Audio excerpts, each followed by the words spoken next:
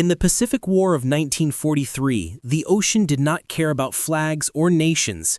It only listened to steel groaning under pressure and the wind that carried the smell of cordite across the waves and into the lungs of the young men who served aboard the newest American destroyers.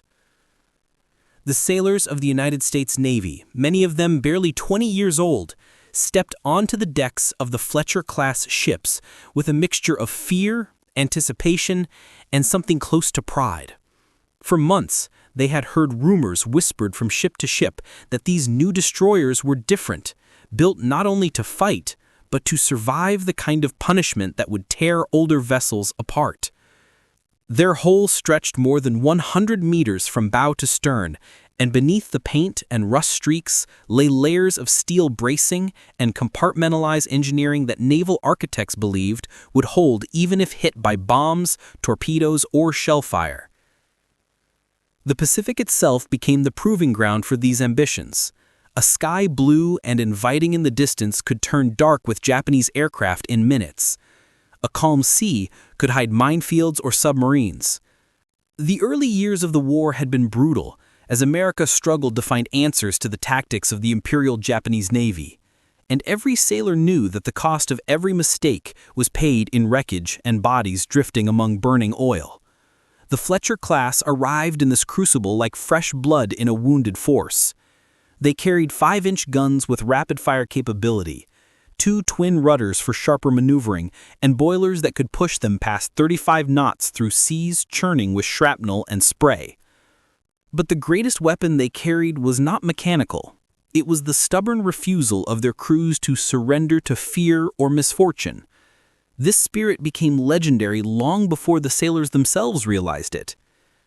In 1943, the Solomon Islands campaign dragged on with an intensity that few at home could imagine. The nights were infamous here. The darkness over the jungle-drenched coastline was inky and absolute. The only light came from tracer rounds, anti-aircraft bursts, and the thin sliver of moon hidden behind drifting clouds. Radar screens glowed faintly in the combat information centers of these destroyers, casting pale circles of greenish light onto nervous faces as operators tracked contacts that appeared and vanished like ghosts. The young men on deck could not see the approaching danger, but they could hear it. The distant rising hum of Japanese engines somewhere in the night. They had learned to listen for it the way a farmer listens for an approaching storm. And each time that sound rose, their hearts pounded, because they knew the Japanese attacked without hesitation, low, fast, and armed with bombs designed to tear open metal like paper. The story of the unsinkable destroyer does not begin with defiance or triumph, but with vulnerability. Even the toughest hulls seemed small in those black waters.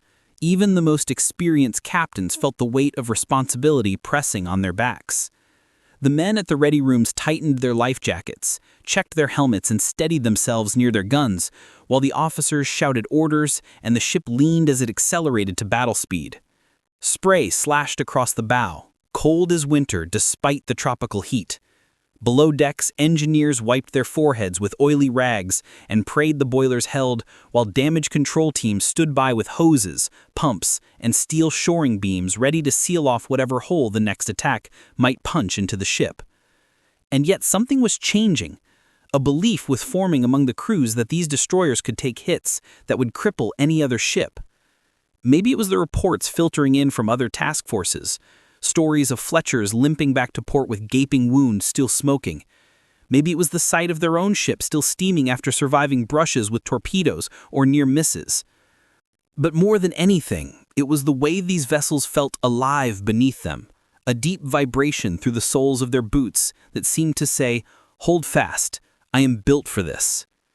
By the late months of 1943, the sailors had begun calling their ships fighters, not escorts. They felt like they were riding on something that could outrun death if they pushed hard enough.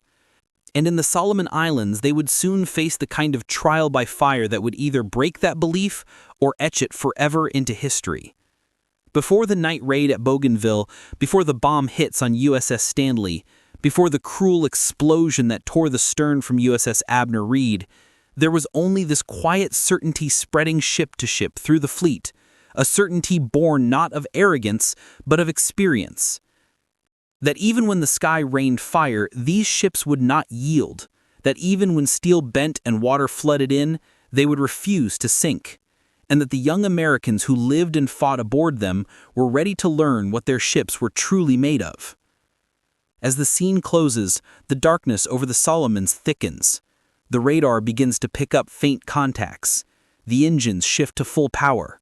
The captain steps onto the bridge, leaning forward as if staring into a future none of them can predict. The first alarm bell rings. The men rush to battle stations, and somewhere in that great black silence, the legend of the unsinkable destroyer is about to be born. The night over Bougainville on that November evening in 1943 felt heavier than the sea itself, as if the darkness had weight and intention. The men aboard USS Stanley DD-478 could sense it long before radar confirmed anything. The Pacific Campaign had taught them that silence was rarely safety. In the Solomons, silence was the breath before the storm. The destroyer moved through the black water, escorting transports toward Cape Torokina, her wake glowing faintly with phosphorescence that made the ship look like a pale streak of light cutting across a vast, endless void. Above the deck, the air smelled of warm salt and engine exhaust. Below the deck, the bulkheads hummed with the steady pulse of boilers, pushing steam through the heart of the vessel. Every man aboard felt that pulse, as if the ship itself were alive and bracing for what was coming. Radar operators stared at the green glow of their screens, eyes dry and aching as faint contacts flickered in and out like ghosts slipping between worlds. One operator leaned forward and whispered to the officer beside him, "There they are." The blips multiplied, then strengthened, approaching from the northwest. The Japanese were coming again. The alarm rang, battle stations, the cry echoing through passageways and ladders. The calm ship erupted into motion. Men sprinted to guns, strapped on helmets, checked belts of ammunition, and swung turrets to bear on the dark sky. At Mount 52, a gunner assistant named Charles Miller tried to steady his breathing the way he had been taught. Slow in, slow out. But nothing about this night felt slow. The tension rose like a tide. Officers shouted ranges, spotters scanned the sky, and the captain of USS Stanley brought the ship to flank speed, turning her bow toward open water so she could maneuver freely when the attack hit. The first sign of the enemy was not visual, but auditory. Engines low and fast came slicing through the night, a sound that made every man on deck stiffen. The Japanese pilots flew skillfully, hugging the darkness until the last second. Then the sky erupted. The first aircraft dove with a shriek, its silhouette visible only when tracer fire streaked upward like furious fireflies. Gun crews opened fire, the roar of 5-inch guns shaking the entire ship. Shell casings clattered on steel decks. The air filled with smoke, flashes, and shockwaves. But the Japanese were not deterred. A bomb drop from the first attacker missed wide, but the second plane lined up perfectly before anyone could blink. The bomb hit with a sound that was not an explosion at first, but a metallic scream as it tore through the starboard side of the ship. A moment later, the blast ripped through the interior. The deck convulsed. Men were thrown from their feet. Lights flickered. Water sprayed through ruptured pipes, and a wave of dust and smoke rolled down the passageway. A second bomb slammed into the ship near the aft section, crashing through the deck plates. The impact shook Stanley so violently that even men in the engine rooms felt the jolt through the soles of their boots. One bomb exploded. One did not. But both hits felt like the ship had been punched by the fist of the ocean itself. For a few seconds, no one knew if she would stay afloat. Then the damage control teams moved like instinct. Men sprinted to hull compartments, shut valves, tamp fires, and rig shoring to hold weakened beams. They had practiced this 100 times, but nothing compared to doing it for real in the dark, with the smell of burning fuel and the taste of fear on the tongue. On the bridge, the captain steadied himself, gripping the rail as reports flooded in. Starboard flooding, but controllable. Aft hit, but guns still operational. Engine rooms intact, boilers holding. That last report was everything. The ship still had power, she still had maneuverability, and as long as she lived, she could fight back.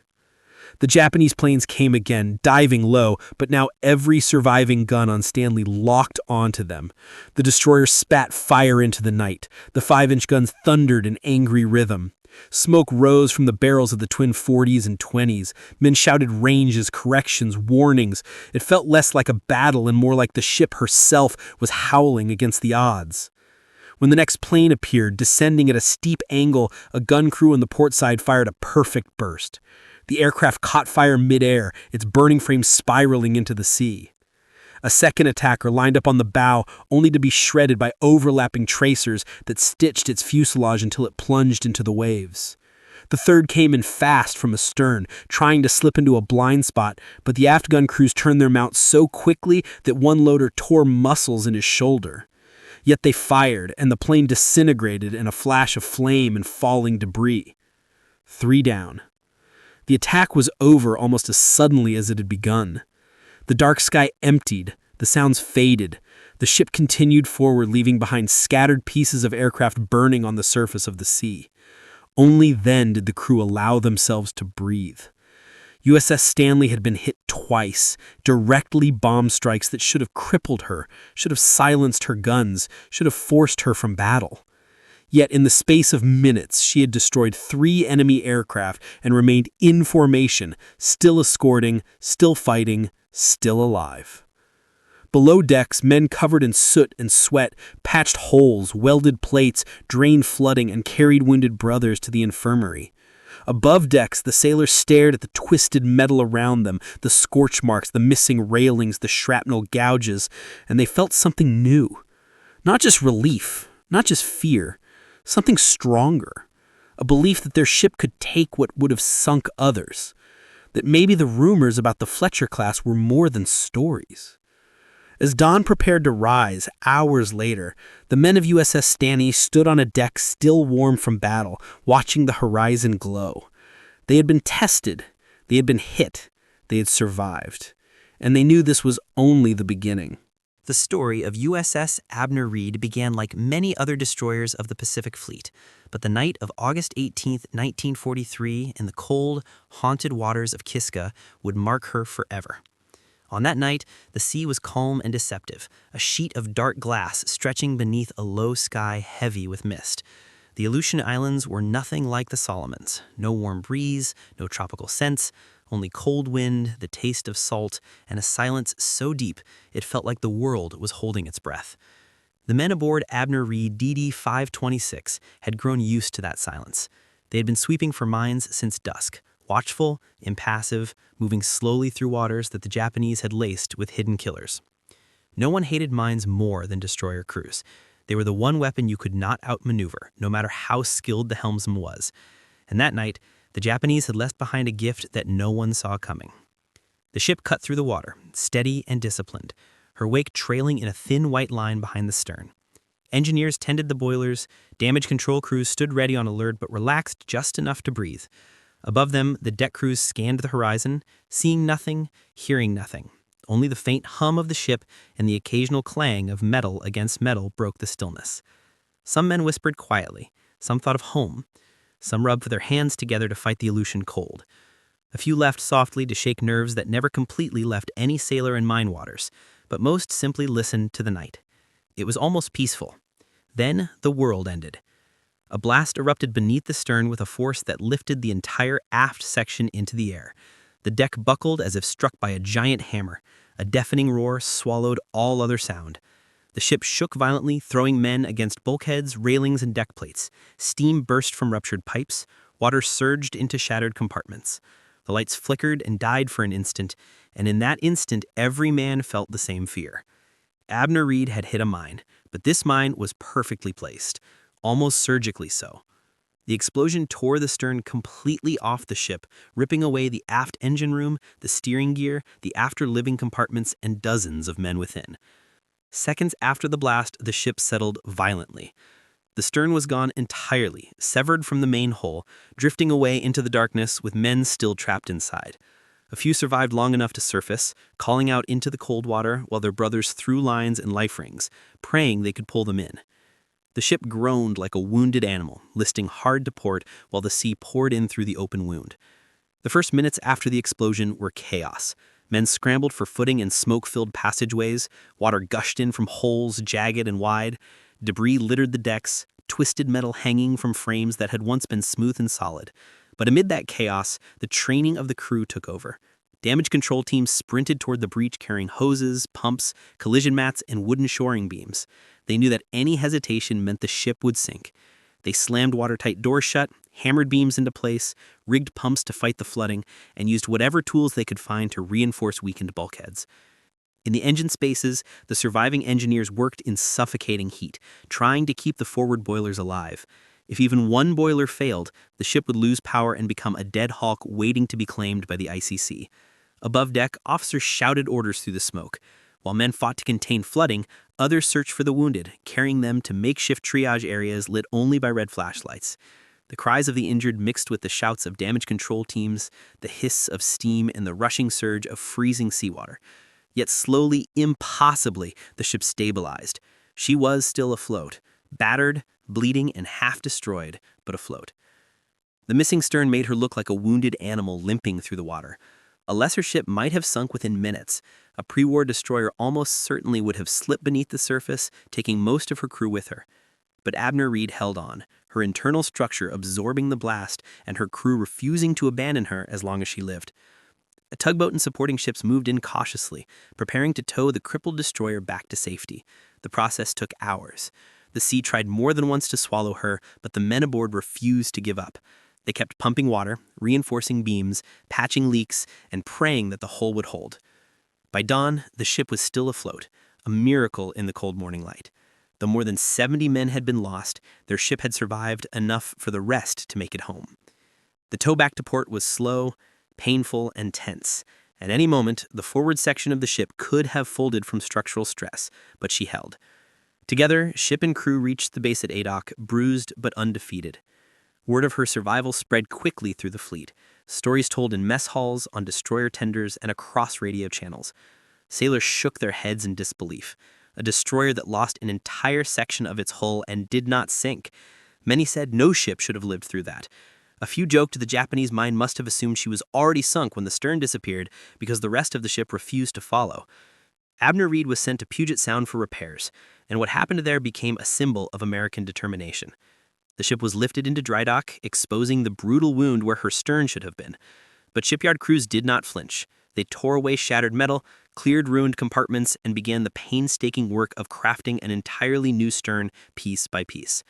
The process took 90 days, 3 months of welding, riveting, scaling, installing, and testing until the new stern looked as though it had always been part of the ship. The crew returned to find their destroyer whole again, her silhouette restored, her power renewed, her scars hidden beneath fresh paint. What stunned observers was not just that she was repaired, but how quickly. The Pacific War did not wait for anyone, and America made sure neither did its ships. Abner Reed returned to combat, a destroyer reborn. Every man who stepped back on her deck felt something they could not fully express: respect for the steel and for the brothers who kept her alive on that terrible night. The destroyer that lost its tail but not its soul had risen again, ready to face the fire of war, as if defying the ocean to try again. Long before the tales of Stanley surviving direct bomb hits, or Abner Reed living through the impossible loss of her entire stern spread across the Pacific, the men who built and served these ships understood something that outsiders rarely noticed. The Fletcher class was not just another wartime design. It was the answer to every failure, every vulnerability, and every brutal lesson the United States Navy had learned in the first years of the Pacific War. What these destroyers endured and survived was no accident. It was the direct result of engineering foresight, relentless training, and a culture aboard ship that treated survival not as luck, but as a skill. The design began with something simple but radical for a destroyer of its time: a beam significantly wider than previous classes. That extra width gave the ship stability in heavy seas, but more importantly, it provided room for reinforced internal frames, thicker longitudinal girders, and stronger deck plating. Even before the first Fletcher touched water, engineers argued that the Pacific would punish weak ships without mercy. Their solution was a destroyer large enough to absorb hits, yet light and agile enough to charge into battle with torpedoes and 5-inch guns blazing. The hull of a Fletcher did not crumple easily, and sailors could feel that strength in the way the ship rode the waves. A thicker deck meant bombs that penetrated might pass through without detonating in critical spaces. Something similar happened aboard Stanley. One of her bombs punched through but failed to explode. But the strength of the hull was only half the story. The other half lay in the compartments within. A Fletcher-class ship was divided like a steel honeycomb, each section sealed with watertight doors, each compartment with pumps and backup pumps. Engineers in Washington had insisted on redundancy at every step because they knew a single failure could mean a ship lost. The result was that even when water raced through a ruptured bulkhead, as it had on Abner Reed, the flooding could be isolated to a handful of compartments, allowing the rest of the ship to stay afloat. Even when electrical fires raged through wiring rooms, backup circuits rerouted power automatically. Even when the steering gear was destroyed, as it was on ships hit in later battles, the twin rudder design allowed emergency steering to keep the ship from becoming a helpless target. To sailors on board, these features were not abstract engineering principles. They were the difference between living and dying. When explosions tore into the hull, men knew exactly which valves to shut, which compartments to reinforce, which pumps to activate, because their training had drilled the response into their muscles. The United States Navy had made damage control into an art form, a discipline treated as seriously as gunnery or navigation. Throughout 1942 and 1943, reports from the front showed the same truth again and again. Ships did not survive because they were lucky. They survived because their crews had practiced failure until it no longer surprised them.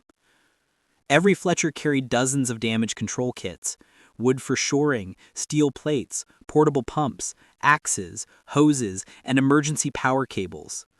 Teams drilled constantly, simulating fires, flooding, broken pipes, and smoke-filled compartments.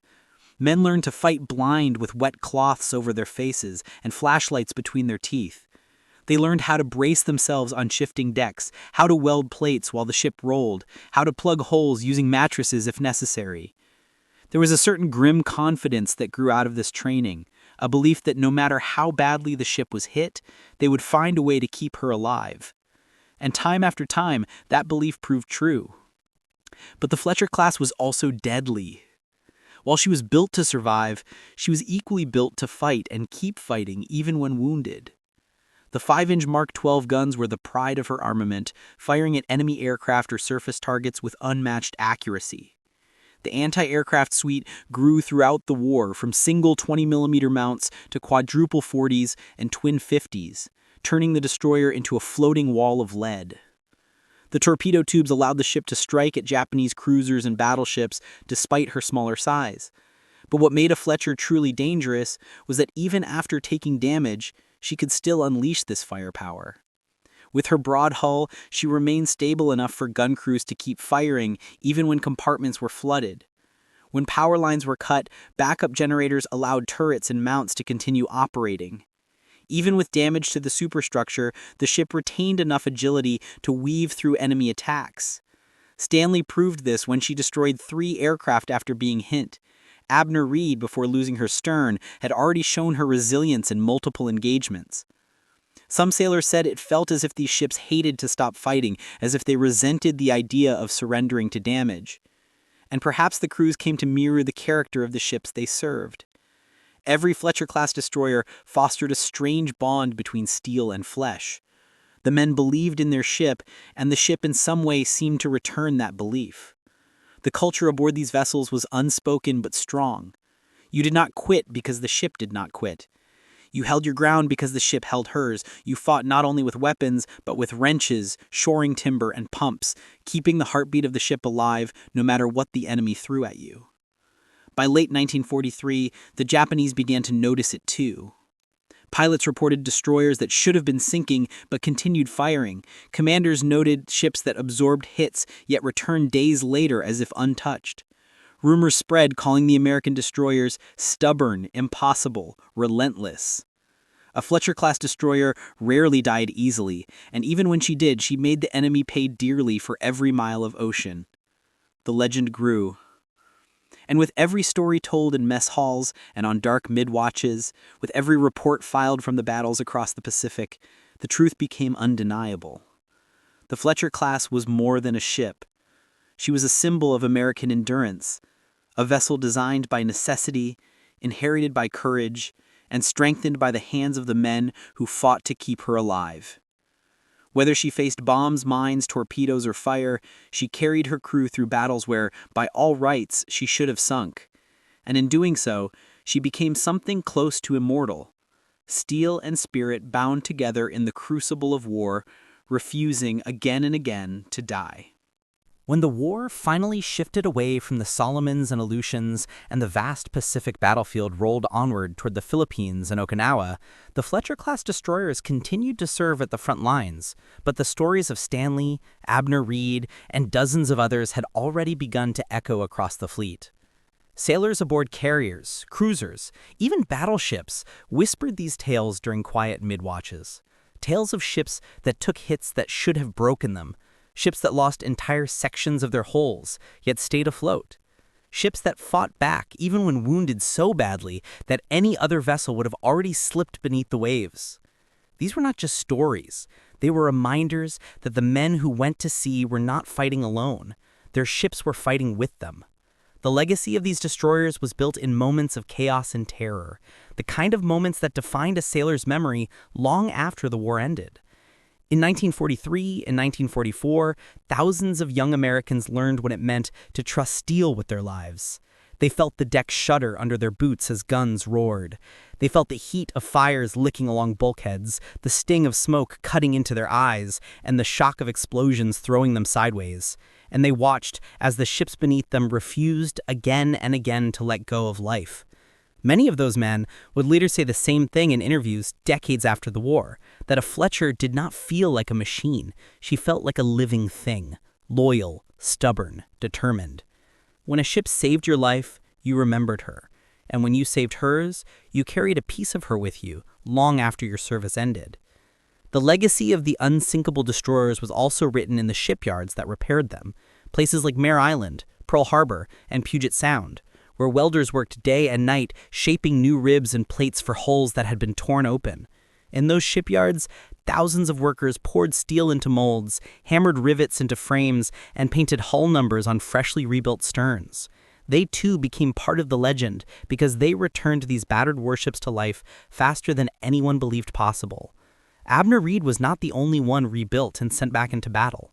Many Fletchers that suffered massive damage returned within months, some even weeks.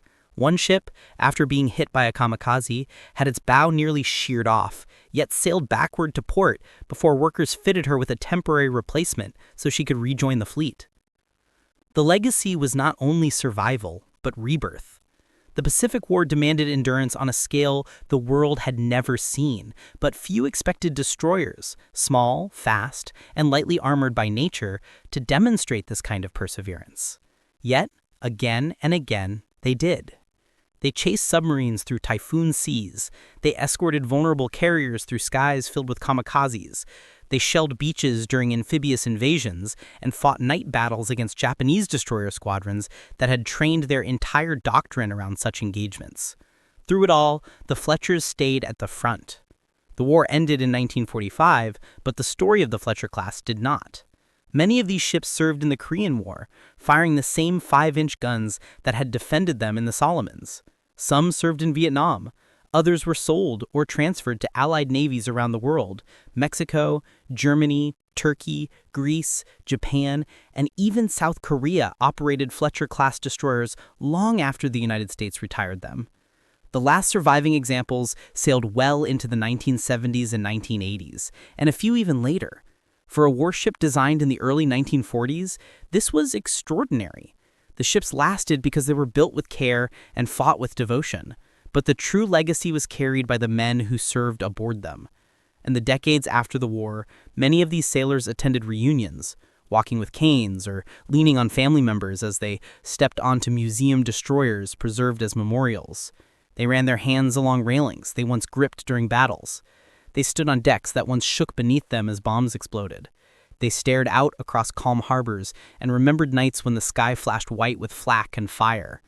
Through tears or quiet smiles, they whispered to the steel beneath them as if greeting an old friend. Some stood silently, letting the memories wash over them.